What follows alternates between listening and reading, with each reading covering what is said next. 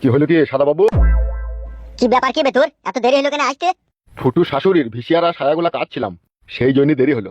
দেখেছেন গুরু, কথা জিজ্ঞেস করছি তা বেফালতু উত্তর দিচ্ছে। ভাই বুকাচুদা, মানুষকে বুঝাইতে গেলে একটু সময় লাগবে না নাকি? কালু ভাই আপনার সামনে আমাকে গাল দিচ্ছে। মরুভূমি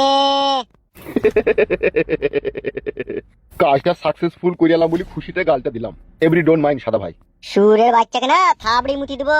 এই দেখেন কালো ভাই আবার আমাকে গাল দিচ্ছে। চুপ চুপ, বল বলা বল, কি করে এলি বল। ফুটুরে শাশুড়ি আমার মনকে ভুলাইলো রে, ঘুমের ঘরেই আমি আজ থেকে শুধু তাকে দেখতেই পাবো রে।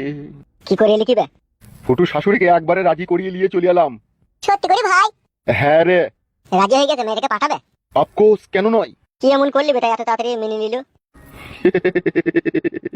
নিজেকে বড় বিজনেসম্যান প্রমাণ দিয়েছি ফুটু শাশুড়ির কাছে। আরো অনেক কথাই আছে, অত কথা বলার দরকার নাই, তাড়াতাড়ি চলো, মেয়ে পাঠাবে। সত্যি করে মরুভূমি ভাই? হ্যাঁ হ্যাঁ চো। বেশ ঠিক আছে, চো হাট। এসো। ভালো করে শোন মা, আমি জানি তো তুই প্রদীপকে ভালোবাসিস, ঠিক আছে, কিন্তু প্রদীপও তোর জীবনে থাক। আবার আমি এও চাইছি জামাইও তোর জীবনে থাক। জামাই নাইলে তোকে একবারই মেরেছে, কিন্তু ও তো তোকে এখনো ভালোবাসে, তোর কাছে ক্ষমা প্রার্থনা চাইতে এসে। তাই আমি বলি কি মা, তোর পেছনে যখন দুটো পুরুষ মানুষ পড়ে আছে, কাউকেই ছাড়িস না। কি বলছিস মা তুই এইসব? আমি তোর মা, আমি তোর ভালোর জন্যই বলছি।